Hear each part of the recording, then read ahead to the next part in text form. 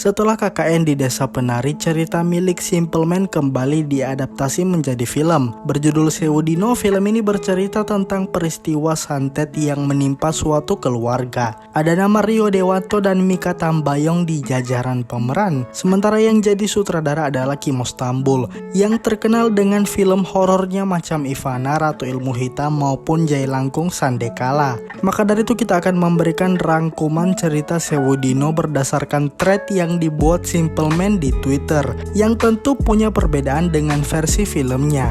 Dan karena baru rilis, maka gambar yang akan kita tunjukkan di sini sangat terbatas. Selebihnya kalian bisa fokus mendengarkan suara sambil beraktivitas layaknya podcast pada umumnya. Sebelum lanjut ke pembahasan, boleh support kita melalui sosial bas dan bisa juga join jadi member untuk mendapatkan berbagai keuntungan yang sudah kita tawarkan.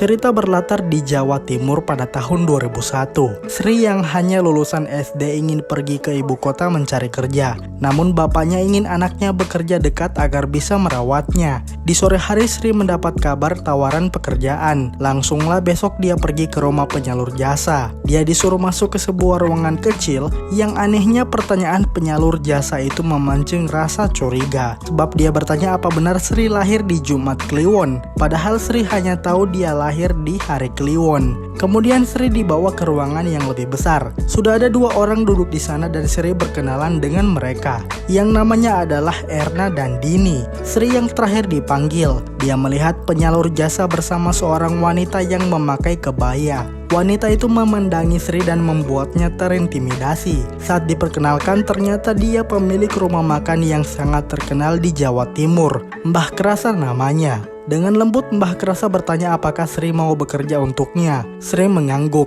Tidak tanggung-tanggung Sri akan diberikan gaji sebesar 5 juta per bulan. Padahal gaji pembantu rumah tangga saat itu cuma 500 ribu. Yang tentu itu membuat Sri setuju.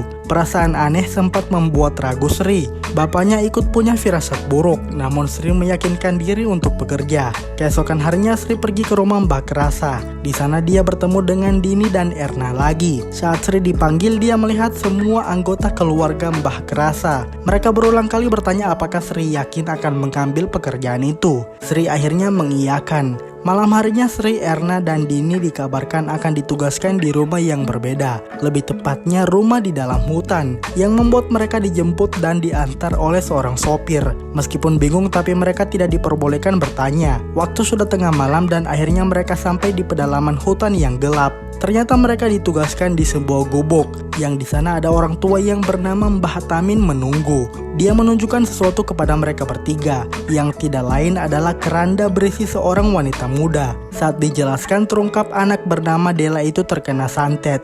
Maka dari itu dia disembunyikan di hutan untuk bertahan sampai ditemukan cara melepas santetnya. Singkat cerita, Mbah Tamin mengajarkan cara memandikan Dela kepada mereka, yang memang menjadi tugas mereka untuk mengurus Dela sehari-hari. Suatu sore Mbah Tamin akan pergi. Dia menitipkan pesan untuk tidak lupa mengikat Dela saat membuka keranda, serta untuk tidak membukakan pintu di malam hari. Hari sudah malam dan Sri akan tidur.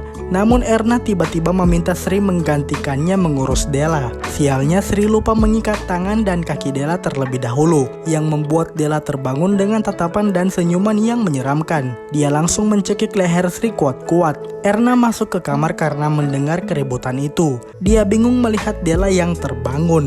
Anehnya Dela menatap mereka berdua dan menyadari kalau keduanya sama-sama lahir di Jumat Kliwon. Untungnya saat Dela lengah itu dimanfaatkan Sri untuk mengguyurnya dengan air kembang, yang sukses menidurkan Dela kembali. Erna dan Sri jelas bingung setelah mengalami itu. Tidak lama berselang mereka mendengar Mbah Tamin pulang. Erna ingin mendengarkan penjelasan namun Sri menghentikannya. Suara ketukan terdengar terus, yang membuat Dini terbangun dan membuka pintu itu. Dia heran mereka berdua tidak membukakan Mbah Tamin. Di sana Mbah Tamin terlihat berdiri. Dia tidak berbicara apapun dan langsung masuk ke kamar Dela. Sri dan Erna merinding melihatnya membuka keranda tanpa mengikat Dela terlebih dahulu, yang membuat Dela terbangun. Tidak seperti sebelumnya, kali ini Della hanya menangis meraung, sementara Mbah Tamin hanya membelai rambut Della. Mbah Tamin menyuruh Della bersabar karena dia akan merasakan puncak rasa sakit sebentar lagi. Akhirnya Mbah Tamin menidurkan Della kembali. Meskipun anak itu terlihat sedih dan menangis meminta jangan dikembalikan ke alam sana, yang ada justru makhluk di dalam Della seakan terbangun. Makhluk itu mengamuk dengan berteriak manusia brengsek. Untungnya Mbah Tamin berhasil menidurkannya. Orang tua itu kemudian memanggil Erna dan Sri. Mereka dijelaskan tentang santet Sewu Dino atau 1000 hari. Santet yang akan menghabisi satu garis keturunan keluarga sampai tidak tersisa. Setelah percakapan itu Mbah Tamin masuk ke kamarnya. Yang membuat Dini, Erna, dan Sri terkejut adalah di pagi harinya di mana mereka melihat Mbah Tamin baru pulang. Mereka terheran dan itu membuat Mbah Tamin marah karena dia sadar mereka telah membiarkan masuk seseorang tadi malam. Saat dicek, kamar Mbah Tamin sudah diacak-acak. Di atas ranjang bahkan ada nisan kayu yang bertuliskan Atmojo. Nama keluarga tempat mereka bekerja yaitu Krasa Atmojo. Setelah hari itu Mbah Tamin berkata akan sering keluar dan dia masih menitipkan pesan yang sama. Tiba-tiba Sri penasaran isi kamar Mbah Tamin. Setelah memastikan tidak ada orang maka dia masuk, yang mana dia menemukan boneka isi rumput yang sering digunakan untuk media santet. Dan setelah Mbah Tamin pergi, Sri kembali memeriksa kamarnya. Anehnya benda keramat itu sudah tidak ada. Secara tiba-tiba Della muncul di hadapan Sri. Dia justru diberikan petunjuk yaitu sebuah pohon beringin di timur tempat itu yang terdapat batu tertata dan disuruh buka isinya. Pagi harinya dengan berbohong kepada Dini dan Erna, Sri pergi menuju ke tempat yang Della bilang. Di pohon itu dia menemukan sebuah kuburan dengan batu nisan bertuliskan Della Atmojo. Dia menggali kuburan itu dan menemukan sebuah kotak kayu yang berisi boneka santet mirip dengan di kamar Mbah Tamin. Hanya saja boneka kali ini dililit rambut hitam. Akhirnya Sri membawa pulang boneka itu, disembunyikannya di lemari miliknya. Ketika malam datang, Sri terkejut melihat Erna memegang boneka itu. Tangannya sedang melepas rambut hitam itu. Saat sudah terlepas, tiba-tiba terdengar Dini berteriak. Dan ketika diperiksa, itu adalah Della yang menggigit telinga Dini. Sosok Della kemudian pergi keluar rumah, yang membuat mereka kini harus mencari Della di tengah hutan yang gelap. Melihat Dini yang terluka parah dan Erna yang takut, terpaksa Sri mencari Della sendirian. Akhirnya Sri menemukan Della di pohon beringin tadi, di mana dia seperti sedang menunggu Sri. Della berkata orang tua itu rupanya tidak bodoh, sebab dirinya tidak dapat keluar dari hutan itu. Dari percakapan mereka, Sri menyadari sesuatu. Dia kembali ke rumah tanpa membawa Della. Benar saja Dini berkata Erna telah meninggal muntah darah. Sri sadar kalau itu terjadi akibat Erna yang membanting boneka itu tadi sebelum dia pergi. Saat ada yang membuka rambut Della di boneka itu, maka mereka yang akan menerima santetnya. Keesokan harinya mobil datang. Mbah Tamin datang bersama sopir yang menggendong Della. Yang membuat mereka terkejut yaitu kematian Erna. Dia menyuruh mereka membawa Erna pulang sebab kematian Erna adalah di luar perkiraan. Itu merupakan terakhir kali mereka keluar dari hutan tersebut. Dini dan Sri diantar ke kediaman Mbah Krasa. Sri dan Dini jelas ingin mundur dari pekerjaan mereka, namun Mbah Krasa berkata tidak mau menjamin nyawa mereka, yang membuat mereka mengurungkan niat. Tiba-tiba Sri berujar menuduh Mbah Tamin sebagai dalang di balik semua ini. Dia menunjukkan boneka yang dia temukan. Mendengar itu Mbah Krasa hanya tertawa. Kemudian dijelaskan santet 1000 hari yang bisa membunuh garis keluarga besar melalui keturunan terakhir. Mbah Tamin ternyata tidak tahu di mana saja boneka itu ditanam dan ada berapa banyak. Boneka yang Sri temukan adalah boneka yang sengaja ditanam agar nanti bisa digunakan. Dan sebenarnya keluarga yang mengirim santet belum tahu keberadaan Della.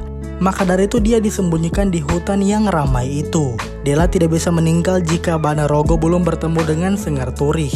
Jika dia belum mati maka santet belum menghabisi keluarga Atmojo. Sengar Turih adalah nama makhluk yang ada di dalam diri Della. Tinggal menunggu Banarogo mencari istrinya agar keluarga Atmojo tamat. Della yang tidak bisa disembunyikan di hutan itu dipindahkan. Dini mengungkap hanya satu dari mereka berdua yang akan selamat. Mereka lalu diantar ke sebuah desa yang tampak seperti desa mati. Rumah itu jauh lebih besar dibandingkan gubuk sebelumnya. Sri masih curiga kepada Mbah Tamin. Suatu ketika Mbah Tamin seperti memberi memberikan penglihatan akan sesuatu kepada Dini. Anehnya Sri menemukan Dela di kamarnya, yang mana Dela meminta tolong agar Sri membakar payung orang meninggal yang dipasang di dalam rumah.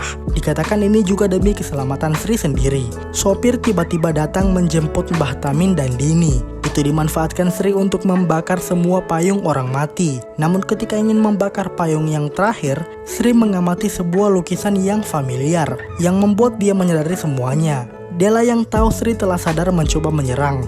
Untungnya Mbah Kerasa tiba-tiba datang. Ternyata Jumat Kliwon bukanlah hari lahir Dela, melainkan hari lahir orang yang menyantet Dela. Lebih gila lagi Sri dan Dini yang akan ditumbalkan demi membunuh orang itu. Besok paginya Mbah Tamin dan yang lain kembali. Mereka mengeluarkan boneka santet yang serupa. Setelah memotong rambut Sri dan Dini, Mbah Tamin melakukan ritual. Sri yang ada di sebuah lubang mendengar teriakan Dini dan Dela. Sementara dia merasakan rasa sakit yang tiada tanding setelahnya. Sri menyadari sosok yang bertamu pada malam hari. Yang ternyata santet Seudino ini santet yang terhubung satu sama lain.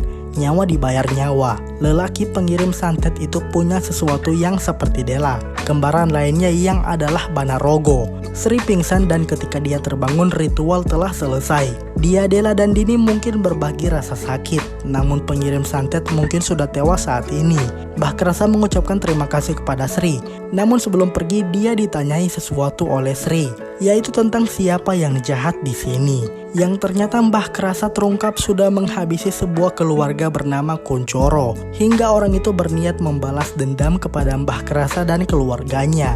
Jadinya Mbah Kerasa di sini yang memulai terlebih dahulu. Sri juga tahu Sengar Turi dan Banarogo adalah peliharaan Mbah Kerasa yang dijadikan alat untuk menghabisi keluarga Kuncoro. Namun keturunan terakhir mereka bisa menangkap Banarogo dan menggunakannya agar Sengar Turi bisa menyiksa Dela. Mbah Kerasa menyuruh Sri tutup mulut sebelum dia meninggal. Ketika ditanya apa masih mau lanjut, Sri memilih untuk pamit pulang saja. Di perjalanan pulang, sopir itu menghentikan mobilnya, mengungkap kenyataan kalau dia dulu bekerja untuk keluarga Kuncoro, dan dialah yang berkhianat dengan menanam boneka santet di rumah keluarga Kuncoro, karena Mbah Tamin sudah mengancamnya.